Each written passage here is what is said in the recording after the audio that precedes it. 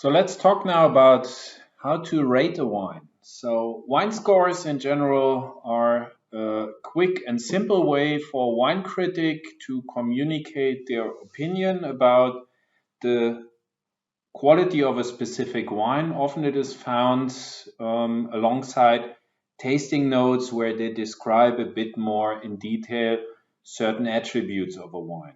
So wine scores can help also the consumers and collectors to decide which wines to buy in a very, very simple way. So the higher the number, the better it should be. But the question that you could raise now, okay, but is it really pointing out my personal preference? So to rate wine, there are different international systems around that help to point out the quality in a single number. So while looking at this slide here, we see, first of all, fundamentally, there are three different approaches. First of all, the 100-point scheme, originally coming from the US. Robert Parker, initially with his Wine Spectator, made this scaling system famous. So 100-point scheme is a kind of a standard here, where 100 points are the maximum and they stand for absolute perfection or excellence. Then in steps you go down quality wise, and it's usually set from 80 points on there. The wine is drinkable, or you start that you can accept it. Several other magazines or publications having a kind of similar rating system in a 100-point scheme. The 20-point scaling system, initially coming from France, has a kind of barrier when it comes to 10. From 10 points upwards, the wines start with an acceptable quality, where 20 is the perfection, and from 17 to 20 you're talking about really great qualities. The 5-star scaling system, initially introduced for a longer time when it is about rating hotels. This is also adapted for judging wine quality. The higher the number here, the better the quality, and it's usually starting from 1 on. Several adaptations in these out of 5 systems are worldwide to be found. So either it's the star is replaced by classes or by grapes or by whatever. So different magazines, different publications here also tend to use this in a more or less similar way. In Germany, we also have a 5-point scaling system when it is about judging quality wine. Is it possible to bring a wine under the label quality wine on the market? And here a minimum number is 1.5 out of maximum 5 points that you need to score.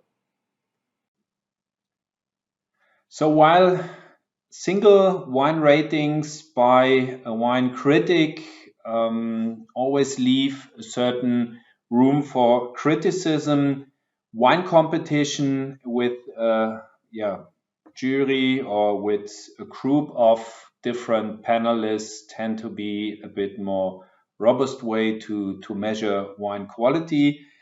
There are many wine competitions worldwide, and here it is the OIV, the Organisation Internationale de la Vigne et du Vin, which is setting quite a lot of standards for the wine industry, not just in terms of wine production.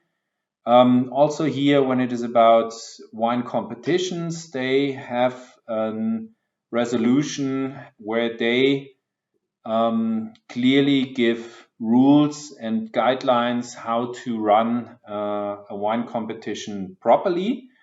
We will go through some of those points to help you to understand a bit better how wine competition or how judging wine in a wine competition should go along.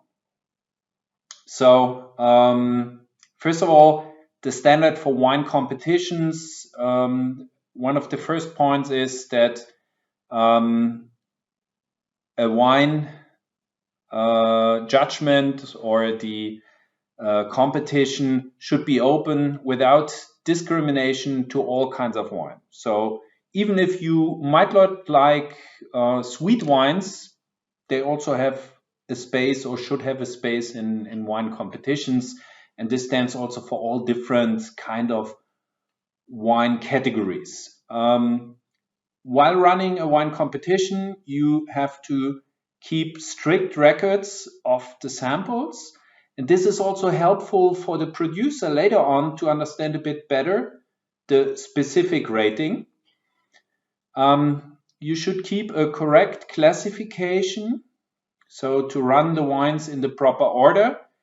Usually you start with the drier wines and then you go to the wines with a bit more residual sugar. Also, while it is about alcohol, you usually start with the lighter wines and then finally you go to the heavier wines.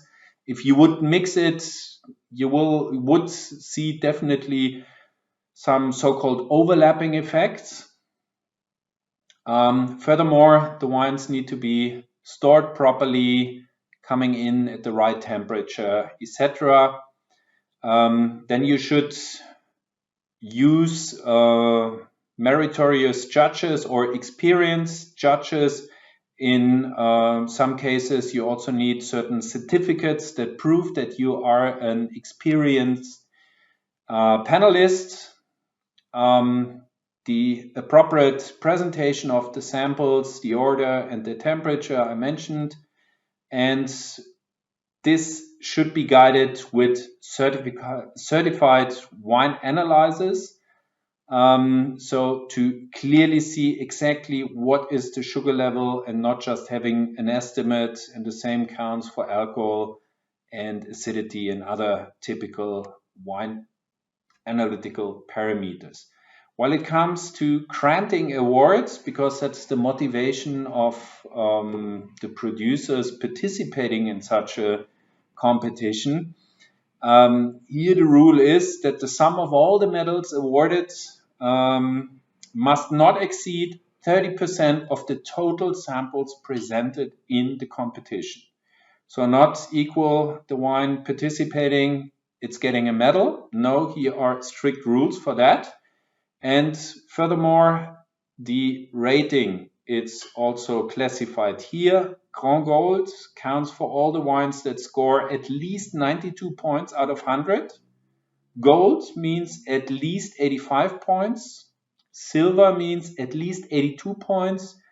And bronze means at least 80 points out of 100.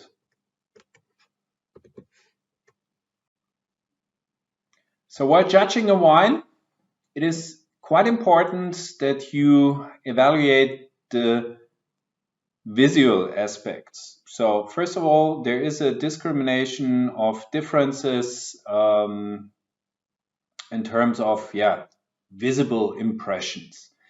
And an important parameter here is the limpidity. So this descriptor allows cloudiness to be measured. So usually we achieve for, I would say, the majority of wines or wine categories that a wine is bright, not having a certain cloudiness. Nevertheless, some products do have, or wines can have, which is usually seen as a kind of defect if you have hazes in wine. And while looking here at the specific sheet from the ORV, you see 3 different categories, and that counts for wine as such, also including in the next column sparkling wine, and then it's also for products that are derived out of spirits from grapes or wine products including spirits like fortified wines, for example. And while you will see now in the next slides, all the different categories also tend to be evaluated a little bit different. So we set a bit more focus for the specific, or the focus is set a little bit different for the specific products derived out of wine. Okay, the aspect is the descriptor that evaluates the intensity of the main color of a product. So for red wine, I think quite simple. If you have a young Pinot Noir and it's tending to be quite brown, for sure there's a certain defect. And yeah, the aspect is not taking into account the limpidity. So that is a simple parameter. So the next point we are going to talk about is the nose or the smell. And here we have 3 different points that we have to judge.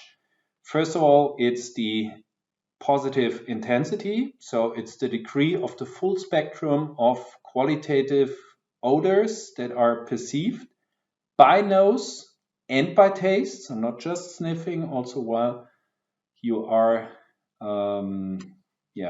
tasting it. The generousness, it's the degree of sensation that is perceived by the nose and the taste of a defect of the wine. So if it is completely without any defect, it gets here full points.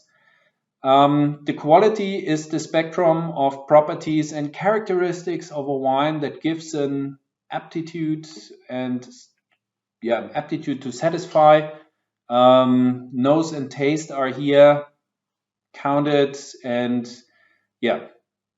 in a different weighing of the mentioned 3 different categories here.